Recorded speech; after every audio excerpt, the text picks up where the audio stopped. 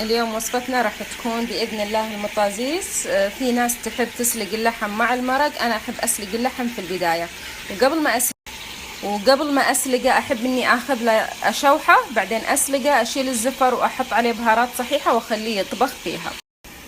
السبب العلمي لعملية تشويحه قبل سلقه هو إن إحنا نعطيه لون بحيث إن العصارة حقته اللي داخل ما تطلع برا أثناء السلق.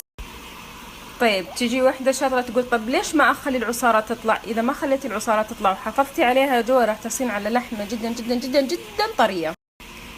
شيء ثاني، اللي ما يبون يشوحون ويبون يسلقون اللحم، لا تحطين اللحم على ماي حار، حطي اللحم وصبي فوقه ماي بارد. طبعا المطازيز انا راح استخدم مطازيز جاهزة الصراحة، شريتها من الدانوب او من التويجري. المطازيز هي عبارة عن عجينة بر، عبارة عن ماي وطحين وملح زي المرقوق كذا، نسويها أقراص صغيرة ونحطها بآلة المطازيز، نقطعها دوائر ونحطها بآلة المطازيز وعلى أساس تنشف وبس. طبعا راح أسوي إدام لحم مع خضار، وراح أسقط فيه حبيبات الرقاق هذه اللي هي تدعى مطازيز. أضفت عليه الموية الباردة وراح أنتظره بس يفوح ويطلع الزفر حقه وأشيله، أغير الموية وبعدين راح أحط اللحم مع بهارات صحيحة. هنا غيرت الماء وحطيت بهاراتي الصحيحة وبخليه يطبخ إلى أن يقارب اللحم على الاستواء، ما يستوي كامل. راح نبدأ الآن نجهز الإدام. طبعا مرة سهل، هو بنحط الخضار اللي تحبونها، فأنا راح أحط بطاطا وبحط جزر، بحط فلفل بارد وحار، كوسة وباذنجان، وبحط طبعا كزبرة. طبعا أنا طحنت الطماطم والثوم والبصل مع بعض على اساس ما ابغاه يبين، وتعرفون الاطفال ما يحبون يشوفونه. راح استخدم هذه الاشياء.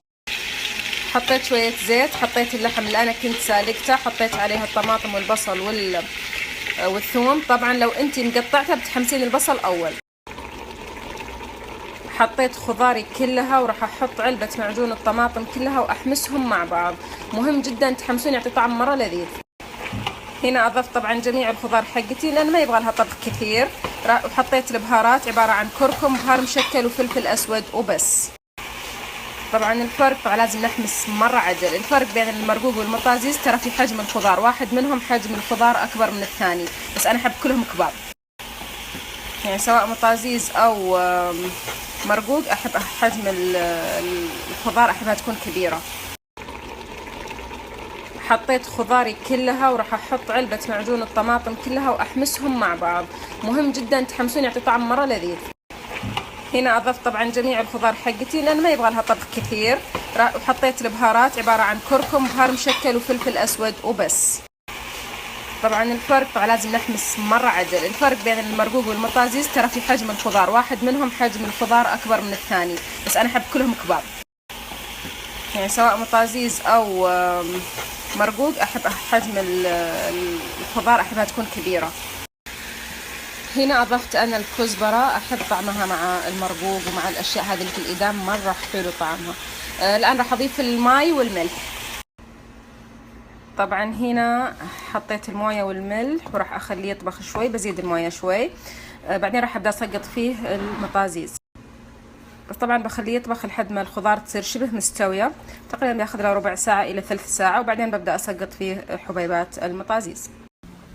هذه المطازيز اللي راح استخدمها، شوفوا مرة رقيقة، خلاص هاي راح استخدمها الان. اخذتها من الدانوب بس في تويجري موجود. طبعا انا هديت الحرارة، حطيتها وسط، وابدأ اسقط المطازيز حقتي فيها، وراح تاخذ لها تقريبا على نار هادية نص ساعة سوا. هذا هنا حطيته، خليه على نار متوسطة تقريبا زي ما قلت لكم نص ساعة، راح اغطيه طبعا.